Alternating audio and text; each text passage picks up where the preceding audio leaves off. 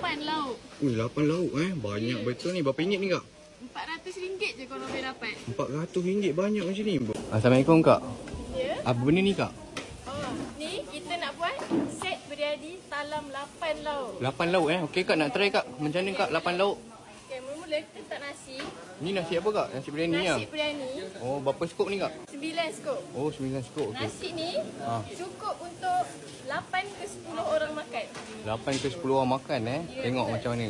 Bau 2 skop. 2, Uish. 3. 3 ya Allah Makan sampai kenyang ni guys. Memang kenyang. terlentang ni kang. Memang balik terus tidur. Kak kira ada berapa dah tu? 4. 4. Ui, bau 4.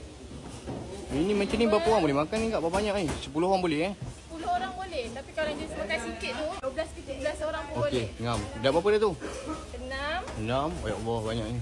7. 7. Okey. 8. 8. Lagi kak. Saya dah lapar ni. 9. Oh, tak kedekut nasi dia. 9 skop Tak kedekut guys. Salad. Okey, salad. Okey, kita letak salad Okey, wah dah macam kambing dah makan salad. Okey. Kemudian kak. Kita ada letak juga jelatah. Oh, jelatah lagi Letak lagi sayur-sayur. Ya. Okey, dah letak sayur. Okey, ini Uish. lauk bakar-bakar kita. Lauk Okey, bakar-bakar. kita ada- Terangkan kak. Kita ada uyuh goreng. Uyuh goreng yang pertama. Okey, korang tengok satu persatu lauk dia. Ini arnab bakar. Arnab bakar, Ini kambing bakar. kambing bakar. Lagi Ini rusa bakar. rusa bakar pula. Lagi kak, seterusnya. Terusnya kari tulang rusa, biryani rusa. Okey. Nasi ni pula Oh, letak atas nasi lah. Tu apa Ya. tadi? Ini kari rusa. Kari rusa. Yang sebelah dia Sebelah ada biryani rusa. biryani rusa. Oh, banyak lauk ini. Memang balik terus tidur ni. Balik tu tidur guys. Ayam kampung. Ayam kampung lagi. Apa lagi tak cukup? Dah penuh dah tu. Lagi ini apa pula? Rusa lemak. Rusa lemak lagi. Biasa orang kampung kan mesti ada sambal belacan. Oh, sambal belacan lah. Kita orang Melayu kena makan sambal belacan. Ada lagi kak?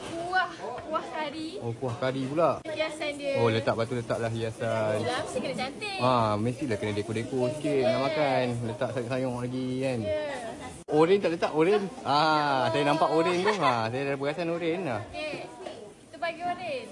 Bagi hiasan lah nampak cantik tu. Mesti kena bagi cantik. Nak bagi orang makan. Meriah lauk dia. Korang tengok. Ini 10 orang boleh makan. Dapat pula timun.